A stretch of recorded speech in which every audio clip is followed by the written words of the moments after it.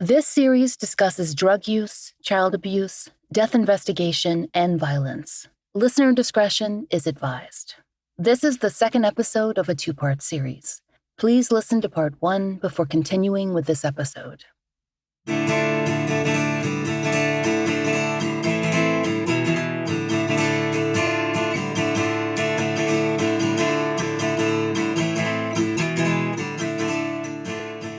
This is The Fall Line.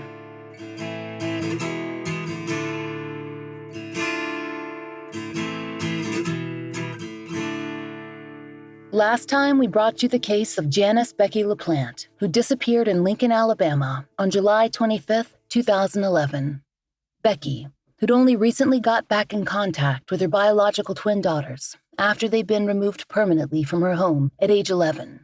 Becky, who'd been living with her boyfriend at the Lincoln Manor Apartments, just down the street from the local police station.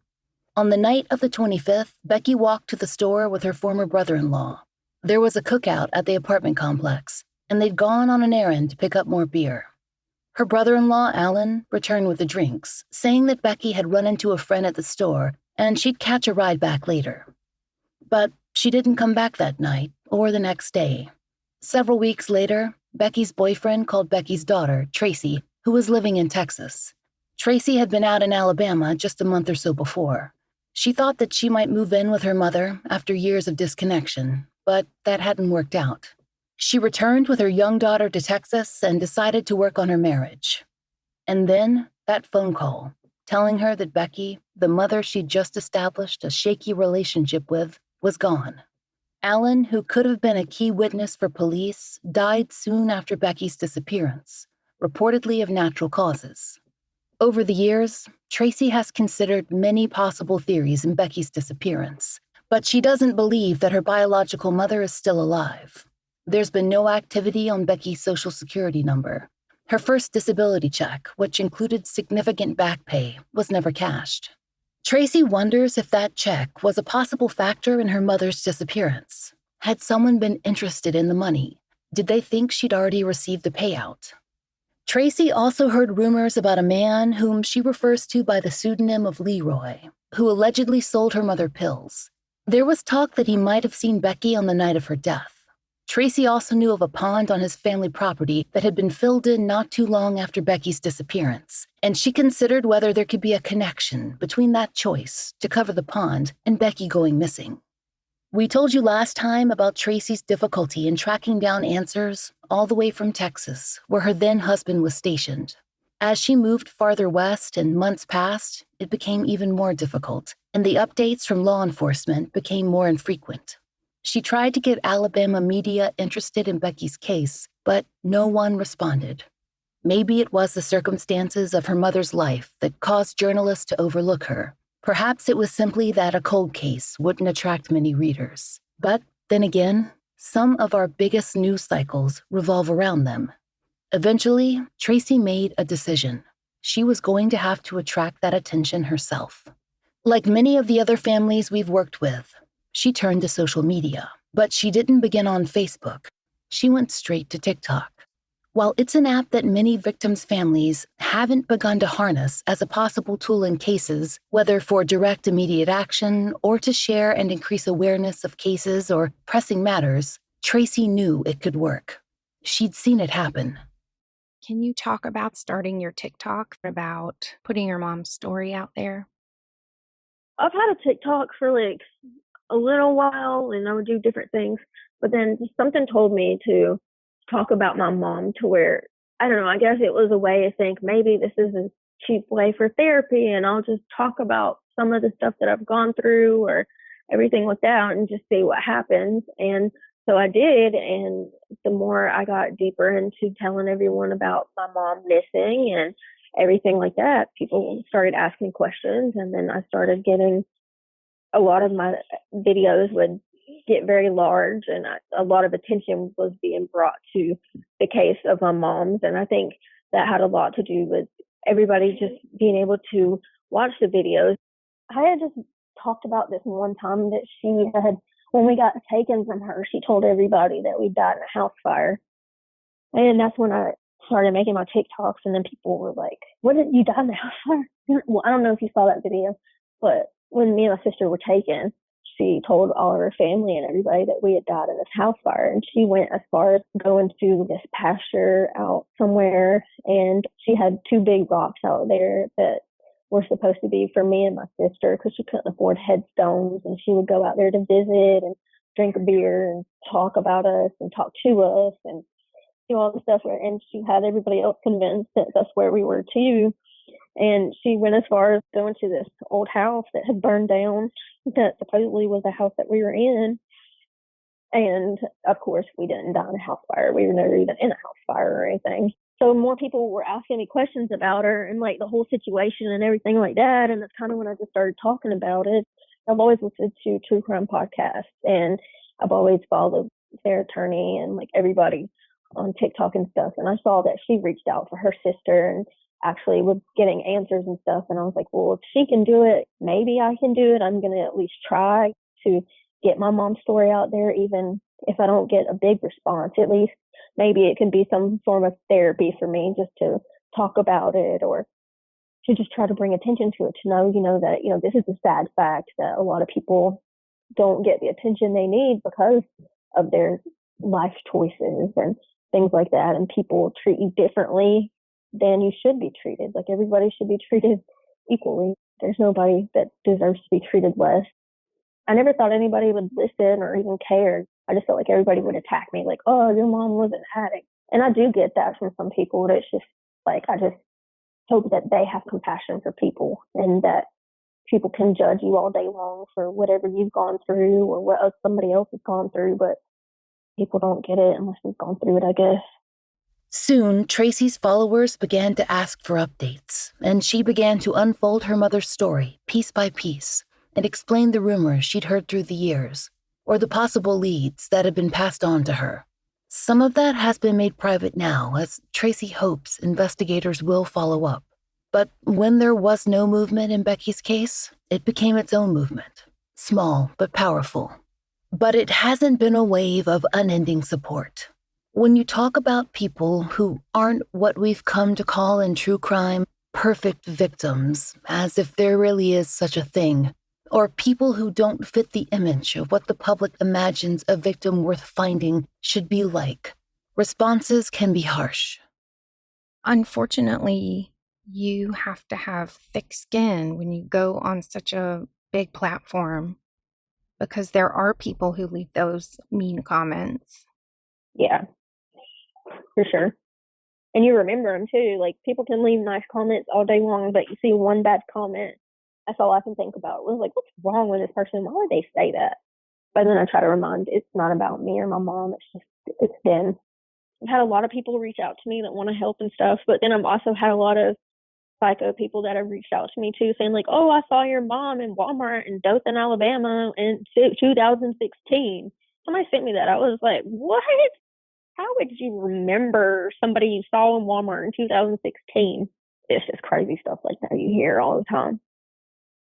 But for Tracy, the good far outweighed the bad. Brooke and I both spoke to Tracy at different times for this story, for reasons that will become clear soon, so you'll hear us both in the following interviews. I went over and watched your videos, and I was just really struck at the way you were telling your mother's story, piece by piece, and going through the facts of the story and updating the audience. And then I realized that although you have been given a really difficult task trying to engage local media in Alabama to cover your mom's case for the reasons you've outlined, you've had a really hard time getting them interested because you feel like they don't want to cover her because of her life circumstances. You have engaged over 100,000 people, and how long? Not long at all. Yeah, not long at all. You've engaged people who wait for updates, want to talk to you about the case, know the case very well, and are asking for action items as to how they can help. And it seems to me that a lot of these are young people. And this may be the new way that we interact with crime that otherwise isn't covered by the mainstream. And it seems very powerful and interesting to me. I just sort of struck by it. Yeah. Well, I'm glad that you checked out my profile and everything. That means a lot. And for everybody else that sits there and takes the time to watch each 3-minute video or however long it is, that's 3 minutes of their life that they're sitting there and listening. And even if it's just a supportive thing, to say, I'm here for you if you need a friend, or I don't understand what you're going through, but I'm always here. Or a lot of times there's so many times I get comments and things like that of people who have gone through some similar situation and stuff. I feel so alone going through it, but then I don't know, I feel like I have grown close to my TikTok audience and everyone like that, and I feel like it's more of a family. I don't look at people as followers. I look at every single one of those people as a friend or as somebody who cares, because I feel like most of those people that follow me are pretty genuine, and I think that it would mean the world to them to see this case solved just as much as it would mean to me, I think. I think some people called law enforcement and spoke to them about my mom's case, because I'm pretty sure it was a cold case. And then now he's telling me that it's an open case now. And I've had a lot of people ask me, where do I call? Who do I call? What can I say? What can I do? And there's just been so many amazing people that have reached out to me and have given me a lot of support and love, more than I could ever imagine from anybody. People ask a lot, what can we do to improve the true crime landscape, right? And you are inspiring other people to do work for their families. I never thought that I would be able to change anybody's life or anything. Never thought about it. But I mean, even if I can just encourage anybody to just be the voice of the victim, I think a lot of people ask me, I get a lot of comments saying, my cousin's been missing for this long. What do I do? And I'm just like, I don't know what to tell you to do. Just be as loud as you can. Raise hell if you have to. Talk to anybody. Don't stop. Keep calling law enforcement. Keep calling your senator. Call the local news. Call everybody that you can. Anybody that will listen. You have to do it, because if you're not going to be a voice for them, they don't have a voice. And that's sad. And if that's the least that I could do to be my mom's voice for her, then at least I guess that makes me feel better, to know that I am there for her, even if she's not here, wherever she may be.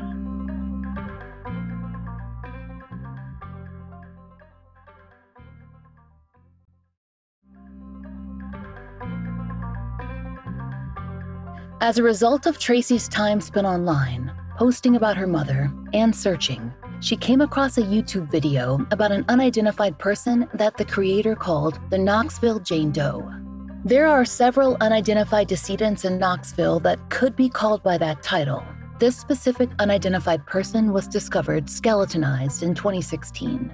According to WVLT8, skeletal remains were recovered, quote, behind the Best Value Inn on Merchants Drive. And NamUs describes the location as an area where an unhoused encampment was located. Examiners estimated that the decedent was female and likely of European ancestry, and that she'd probably been somewhere between 35 and 50 years old at the time of her death. Her stature was estimated at roughly 5'5", but as partial remains were recovered and the details of which bones were available for estimation are not released, all of the elements of the biological profile should be stressed as that, estimates. There's no indication as to whether investigators thought that the decedent had been a resident of the encampment or if her body had been placed nearby post-mortem.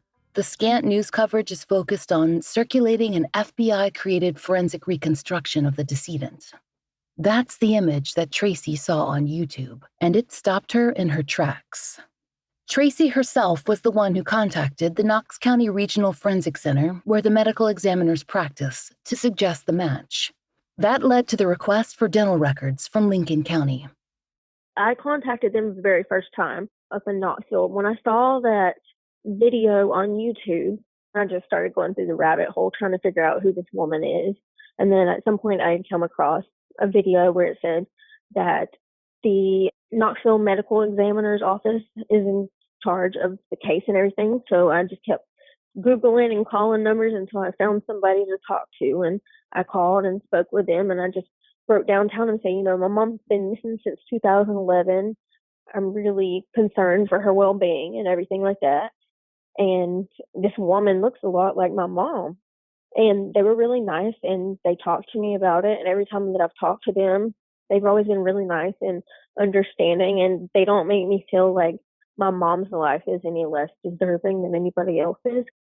And I was like, this has got to be my mom, and it has to be her. Like, then the medical examiners, they said that they still have that woman's remains, but they haven't been able to run DNA on her. So they were supposed to be getting this new technology that they were going to run my DNA to see if our DNA matched. But then I guess they were able to get my mom's dental records from when she was in prison, and they compared those dental records to the Jane Doe, and they didn't match. How did you find out there were even dental records on your mom in the first place? I had gotten a hold of the detective that was in charge of my mom's case, and I just called to ask if they had dental records, because a lot of people have been telling me, you can get dental records and they'll be able to compare it to the Jane Doe's dental records to see if there's a match. So I called and I asked him if there were dental records. He said, no, there were no dental records. But then everybody was like, has your mom ever been in trouble? Has she gone to the police? Has she been arrested? Anything like that. My mom spent like 3 years in prison. So I called him again and I said, hey, is there any way you can get the dental records from the prison that she was in? I don't know, I'll try. Okay, here we go again. Then I got a hold of the medical examiner in Knoxville. So it was your assumption that your mom had been ruled out as the Knoxville Jane Doe, correct? Yes.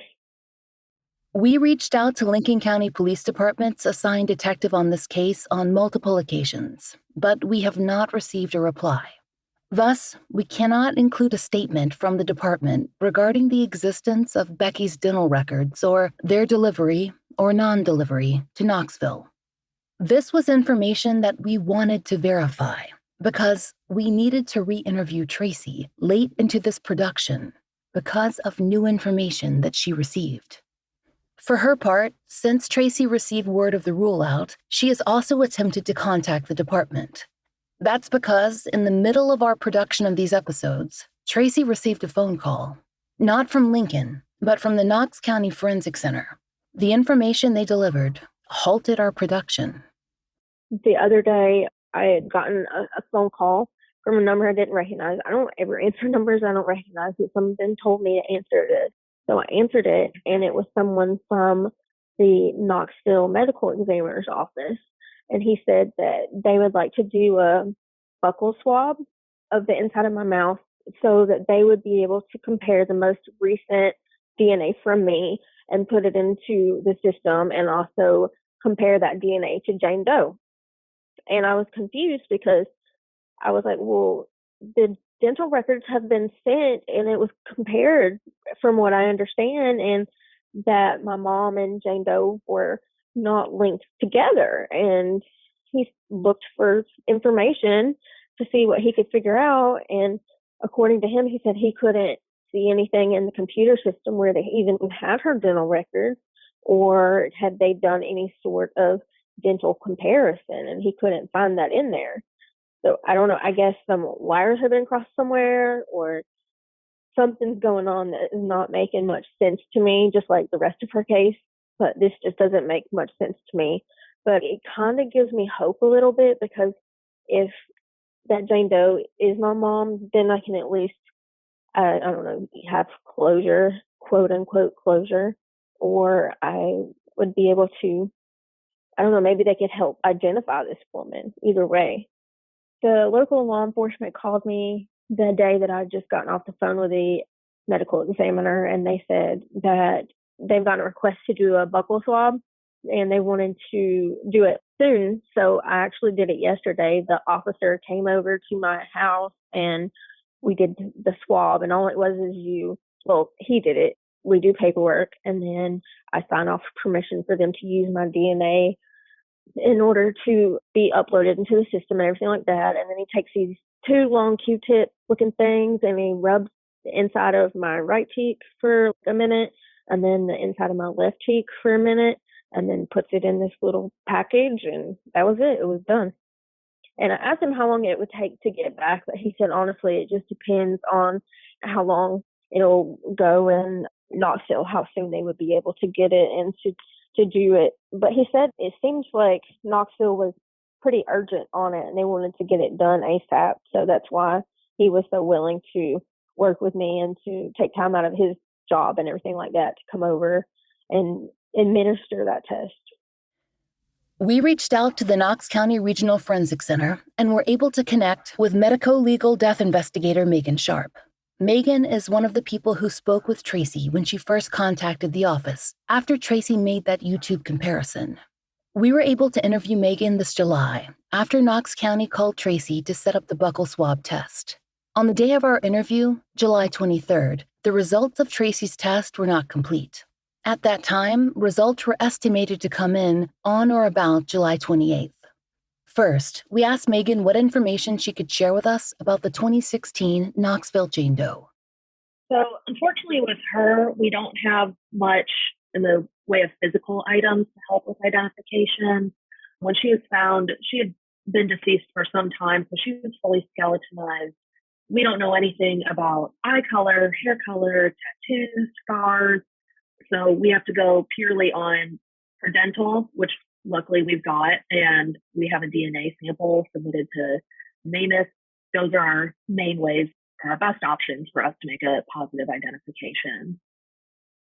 And have you already made any exclusions in this case? Yeah, there have been a few. One was done by one of our forensic odontologists, but some of them were just, I think they were submitted through NamUs. People can submit possible matches to the regional program coordinators. There's a list of them on her NamUs profile, but we haven't had too many people calling our office asking about her case at all. So like getting Tracy, when she called us, is kind of exciting, like, oh, here's a possible lead for us. That's what I was interested in hearing about. Was there anything in particular that made you or your colleagues feel like Tracy's mother might be a potential match? Not specifically.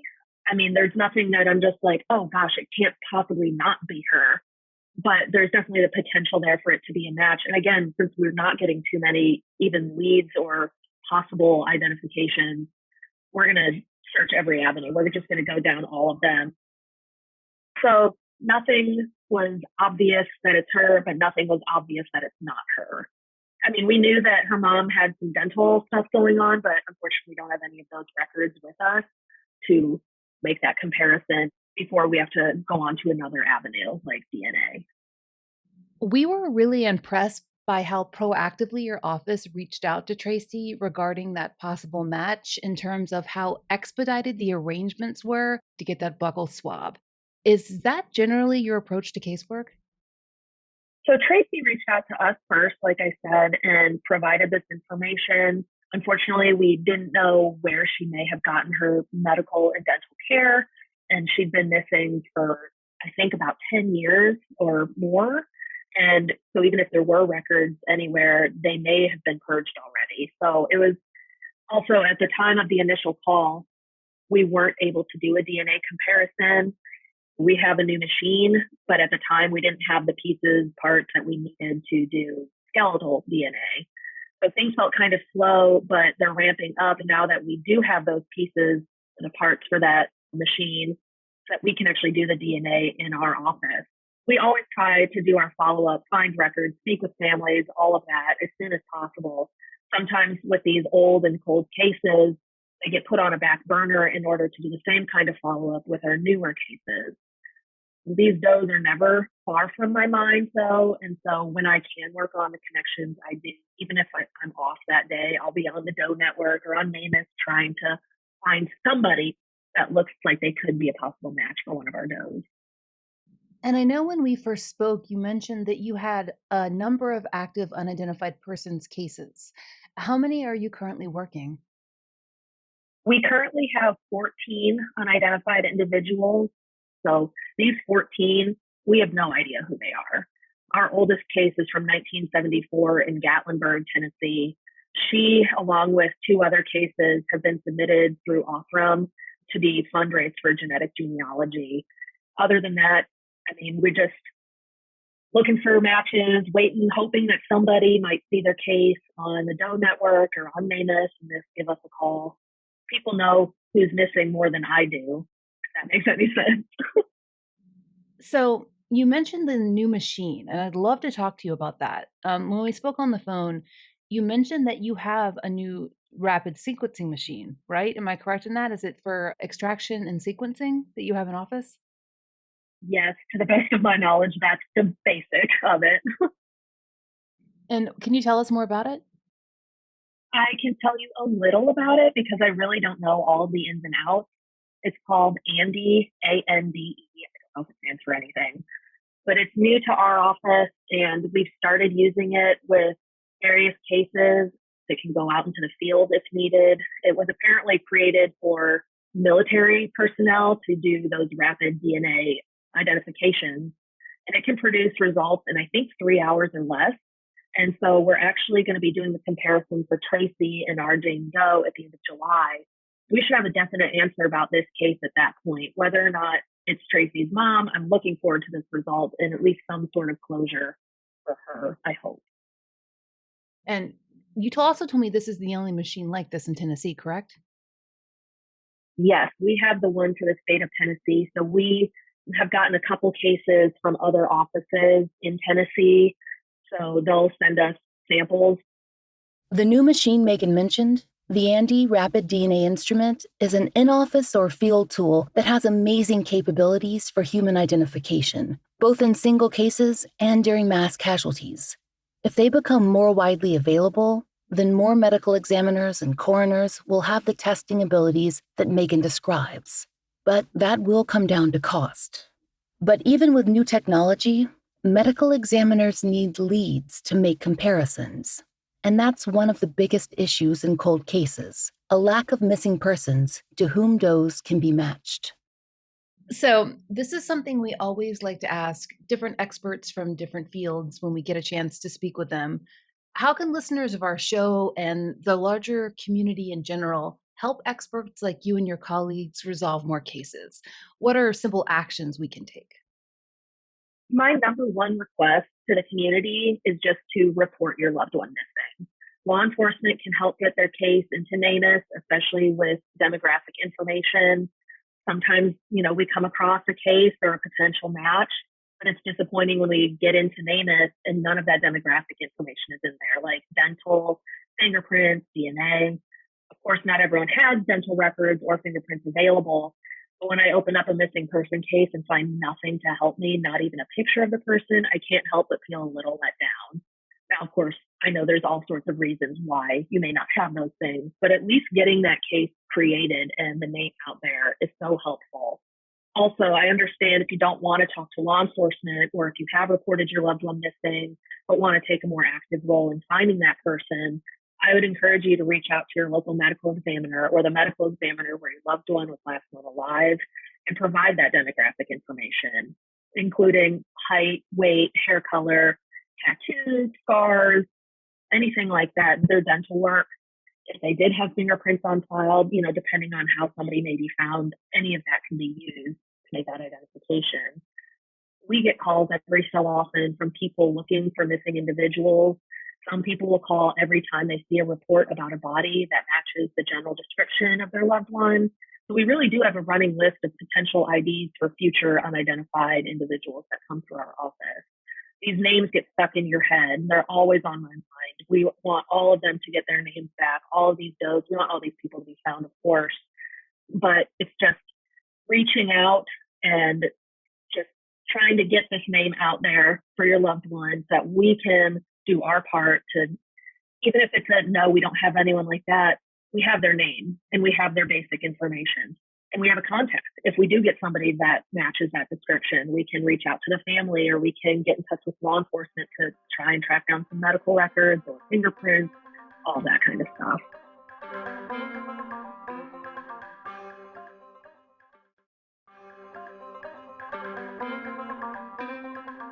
Tracy's buccal swab was received and was ready to run in the first days of August, but the Knoxville Jane Doe's extraction took longer than the few hours the Forensic Center had anticipated. They'd expected to have an answer. Could Becky LaPlant be the Knoxville Jane Doe? Within a day. But it's going to take longer to finalize those results. We are waiting to receive word up until the day of the release of this episode, and so is Tracy. Ever since she got the call asking for the DNA comparison, she's had trouble sleeping. She's not sure if she's reached the end of her search or whether she's circled back to the beginning. Tracy has put incredible energy into fighting for Becky's case, while also processing the trauma of her own childhood, both before her adoption and after. She talked to us about how that has played out into her relationship with her own children and how she talks to them about their biological grandmother. Stressed out all the time. I don't know. I feel like I'm a helicopter parent, honestly, and I feel really bad about that. I feel like I'm just hovering over my kids and overprotective. I'm like, oh, why am I like this? I hate it. But then I sit here with myself and I'm like, subconsciously, it's because you're terrified of everything. Yeah, I'm terrified of anything happening to my kids. Anything. I'm just worried about it all the time. Oh, you want to go to the park? Well, I'm going to follow you around everywhere. I'm afraid somebody's going to snatch you. It's all of my insecurities that I'm projecting onto my kids. I feel like it's not fair and they don't understand it. I try really hard to be a good mom and to be patient with them and to love them and to be the mom that I didn't get to have. And I think it probably annoys them sometimes because I am so on top of them. And I don't mean to be. I talked to my therapist about it, but I think it's just one of those trauma responses that I really don't have a whole lot of control over, but I'm trying. Do they know the level of trauma that you have been through? No. Have you created a support system for yourself? Yeah, my fiance and his family. I'm really close to his mom. She's been there through a lot for me. I've gone through a lot of really bad medical stuff this past year, and she's taken me to every single one of my doctor's appointments. She's been to me with the hospital. She's always there to take me to go get groceries, anything that I need. She's there to help me out a lot. Can you tell us, what do you tell your kids about their grandma? They ask all the time, and it's so hard. I just tell them that we're looking for her, that she's lost and we're looking for her. I mean, because I don't know what to tell them. I don't know how to explain. But my kids have such a sense of knowing about things. They're like, that's your mom. And I was like, yeah, because I have pictures of her and stuff. And they're like, but your mom is dead. And I've never talked to them about that. I don't talk around them about anything like that. It's just like they know. And that's hard to hear them say that. And I'm just like, well, we don't know. She's just lost and we're still looking for her. She's still with us no matter where she is. Even if we can't see her, she's with us. And we can always look at her picture and talk to her and tell her that we love her no matter where she's at. And they do that and I do that. And I don't talk bad about her in front of them or anything like that.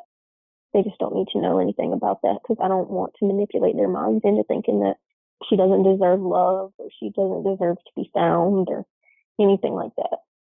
And, I've always made a promise that I would be the mom that I never had. And I promised that I would never turn out to be either both female people in my life that were supposed to be mother roles. I just always promised myself that I wouldn't be like that. And I also promised myself that I wouldn't let hate and anger consume my life. I really just want to be full of love and light and for other people to see that in me. Just 24 hours before this episode had to be completed, Tracy contacted us to let us know she'd received a call from the Knox Regional Forensic Center. It gave us just enough time to include the information she shared, that the Knoxville Jane Doe is not a match for her biological mother, Becky LaPlant. So, Tracy, you got a phone call this afternoon. Can you walk me through what you found out? Yeah, so I got a phone call this morning from the medical examiner's office, and I could tell by the sound of her voice that she had something to tell me. But I felt like, okay, now is the time I'm going to find out. And she called and she said that, can you talk for a minute? And I said, yeah.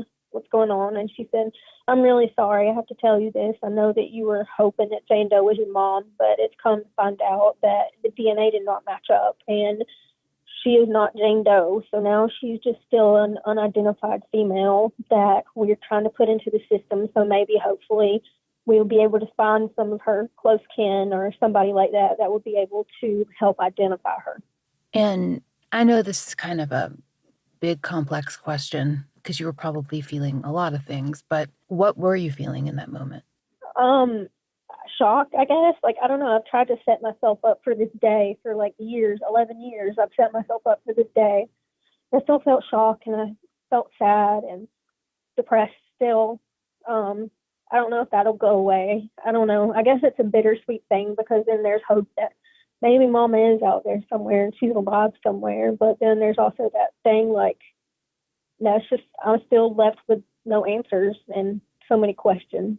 I'm not going to take a break, not until she's found. I'm going to continue reaching out to everybody that I can on social media, and people may be tired of seeing my face, but I don't care. I'm not going to stop until I find her one way or another.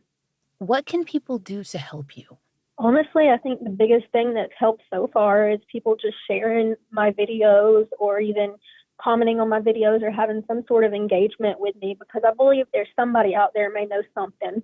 You know, social media is such a big place, and all it takes is one person. And I'm hoping that just with all these millions of people that may come across my page or whatever, I hope there's just at least maybe one person that may know something that could call law enforcement, or somebody that could reach out to me or anybody just to, I don't know, just to lead us in the right direction as to where to go or what happened or anything like that. So another thing that people can do is you made a page for your mom, right? Yeah, I did. It's called Help Us Find Janice, Becky LaPlant, and it's on Facebook. And is there a flyer that can be shared? Yeah, for sure. I'll make sure tonight to post another one that's more updated to where everybody could find it a lot easier too. I know that you stumbled across the Knoxville Jane Doe by accident, but after having that experience, do you feel like you're going to continue to research unidentified persons?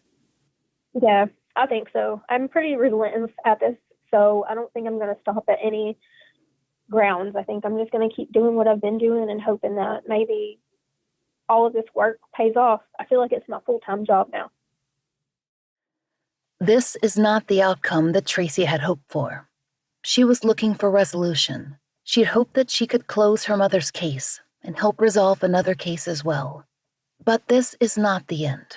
We've already discussed two options that Tracy can pursue: a family grant through the nonprofit Season of Justice, which helps family members get billboards for their missing and murdered loved ones in the towns where the disappearance or homicide occurred.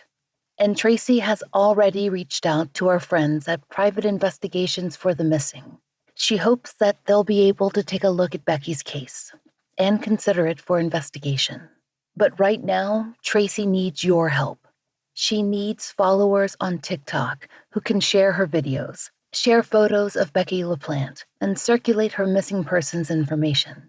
We've linked all these items in the show notes so you can share. If you have information regarding the Knoxville Jane Doe, whose reconstruction you can see on our social media, please call the Knox Regional Forensic Center at 865-215-8000. If you have any further information regarding Becky's disappearance, please call the Lincoln Police Department at 256-761-1556. Finally, we have an important announcement to make and a thank you to offer. We would like to thank AudioChuck on our behalf and on behalf of the Millbrook Twins family for their recent donation of $39,000 to the Millbrook Twins Reward Fund. It will be in place for 1 year to encourage tips and leads in their case, bringing the total reward in their case to $50,000. The Twins family is so hopeful that this will help find Jeanette and Danette. Shantae and her mother would like to share that this increased reward has given them an incredible feeling of hope. If you know of a case that should be covered on the Fall Line, there's a link to our case submission form in the show notes. And thank you for listening. The Fall Line is an independently produced show, and we appreciate listener support. It allows us to do research, obtain FOIA, pay our content advisors, and support and donate to the causes we care about.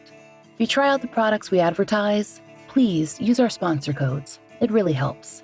And if you'd like to support the show, join us over on Patreon. We're raising Patreon funds to continue to pay the monthly rent on the Millbrook Twins billboard and to fund therapy for families who've been on the show. Each and every one of our patrons helps us to continue this work, and we're so grateful for your help. On Patreon, you can get early release, ad-free versions of our regular episodes, plus blogs and occasional videos for only $5 a month. The Fall Line is written, hosted, and researched by Laura Norton, with additional research by Brian Waters, Kiana Burgess, and Michaela Morrill. Interviews by Brooke Hargrove. Produced, engineered, and scored by Maura Curry. Line editing by Bill Bertschinger.